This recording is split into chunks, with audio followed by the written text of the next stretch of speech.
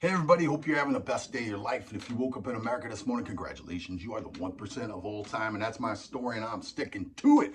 All right? If you guys like what I'm doing out here, please like, subscribe, comment. If you think I've lost my mind, don't be afraid to tell me. If you think I'm doing great, please encourage me. But please share my videos and hit the bell so you get notifications when I put videos out. I would love to put out way more videos, and that would help me out so much. Hey, I was watching the rally last night in Pennsylvania, and President Trump was fired up. The crowd was amazing. The energy was awesome. They were chanting 4 more years. They were chanting, "We love you." President Trump was as good as I've ever seen. I'm thinking to myself, is a 76-year-old guy who just got over the coronavirus like 2 weeks ago, who's doing like 3 or 4 events a day, and who's actually having rallies every single day? I mean, this is crazy, the energy level of this guy. And then it happens. The song YMCA comes on, and President Trump starts getting his groove on. He's dancing to the YMCA. I'm just like looking at this guy going, are you kidding me? This guy? And I thought to myself, it made me laugh, honestly. And then it made me think, what a contrast, what a metaphor for this upcoming decision we have November 3rd. President Trump says, respect the virus, but don't let it control your life. Don't be afraid of it. Don't live in fear. There's other things that kill besides a virus. Don't be in fear. Don't let this thing destroy your life. Respect it. Wash your hands. Wear a mask if you have to. Socially distance if you have to. But live your life. Enjoy yourself. Just like he's doing. He gives us the example, right? And then contrast that to Joe Biden. Joe Biden is locked away in a basement. Joe Biden, if he comes out for a day, then we don't see him for 5 days. Joe Biden, if he comes out at all, he socially distances to the 10th degree, all right? If Joe Biden's outside, he's got a mask on the size of Texas. Joe Biden's message is, be afraid, be very afraid. This is the most dangerous thing we've ever faced in our life. We got to shut everything down. If I become president, I'll do a national mandate for masks day 1. If I become president and we get a vaccine, I will do a mandated vax. I will make the vaccine mandated for all Americans to have to take it. That's what he said. He actually said these things. Go look it up if you don't believe me. Think about the contrast there between a guy who says respect but don't fear, and a guy whose message is fear, fear, fear, fear. And when you're afraid, you do crazy stuff. But I'm just thinking about this, and I'm thinking about President Trump and all the crazy stuff he's been through since he went down the escalator. He came down the escalator and he told his family, he said, now we get to see who our real friends are.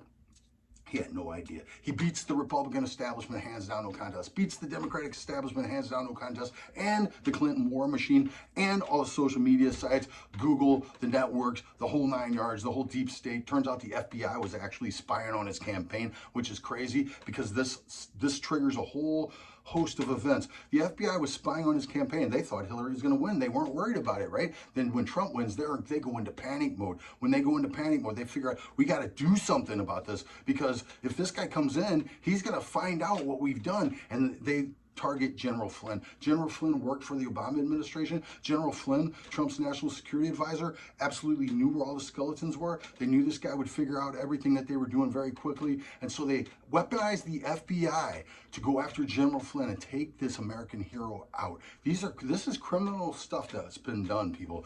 Never before has there ever been a sitting president who spied on the opposition candidate for the presidency of the United States, but they did it to Trump, but he walks through it all. He gets through it all. Then he fires Comey because Comey was obviously incompetent and corrupt, and that triggers the Mueller investigation, where they go after this guy with all these crazy Democrats. And they're turning his friends, they're trying to turn his friends against him. They're going after his lawyer. They're going after everybody. They're threatening him with prison sentences.